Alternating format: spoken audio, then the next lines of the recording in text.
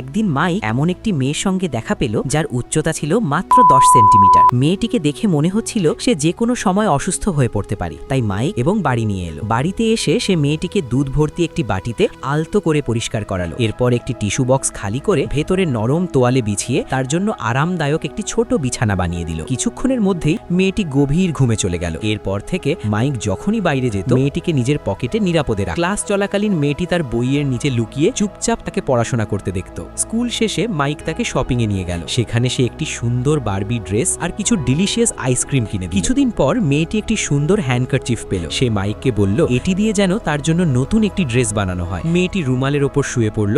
Mic marker দিয়ে তার আকার অনুযায়ী দাগ টানলো। তারপর ধীরে ধীরে দাগ ধরে কাটতে লাগলো এবং নিডল ও থ্রেড দিয়ে সেলাই শুরু করলো। তবে অল্প সময়ের মধ্যেই ড্রেসটি তৈরি হয়ে গেল। তখন মেয়েটি তার টাইনি ব্যাকপ্যাক পরে নিল। এরপর লম্বা স্টেয়ারকেস বেয়ে উঠে মাইকের বোনের ঘরে ঢুকলো। সেখানে একটি বাক্স খুলে সে দেখলো ভেতরটা সুন্দর সুন্দর বারবি ক্লোথস দিয়ে ভরা। বেশ কয়েক ঘন্টা সময় নিয়ে নিজের ব্যাগে ভরে নিল। ফিরে এসে মেয়েটি লক্ষ্য করলো ঘরে অস্বাভাবিক কিছু ঘটেছে। সে দ্রুত নিজের ফোন বের করে মাইককে মেসেজ পাঠালো। ঠিক তখনই কাছ থেকে পায়ের শব্দ শোনা যেতে লাগলো। লুকানোর কোনো জায়গা না পেয়ে সে পুতুলের মতো একদম স্থির হয়ে দাঁড়িয়ে রইল। লোকটি এত কাছে চলে এসেছিল যে মেয়েটি তার নিঃশ্বাসের শব্দ পর্যন্ত বুঝতে পারছিল। এই সময় লোকটির ফোন বেজে উঠল। ফোন ধরার জন্য সে এক ধাপ পিছিয়ে গেল। সেই সুযোগে মেয়েটি দ্রুত মিউজিক সিস্টেম চালু করে দিল। গান শোনা মাত্র লোকটি ভেবে নিল বাড়ির কেউ ফিরে এসেছে। এরপর সে তাড়াতাড়ি বাড়ি ছেড়ে চলে গেল। কিছুক্ষণ পর মাইক মেসেজটি পড়ে দৌড়ে বাড়ি ফিরল। মেয়েটিকে নিরাপদ দেখে সে স্বস্তি পেল। এরপর মেয়েটি পুরো ঘটনাটা তাকে জানালো। শেষে সে নিজের ছোট ফ্যাশন শো আয়োজন করে একে একে সব নতুন ড্রেস পরে মাইককে দেখালো।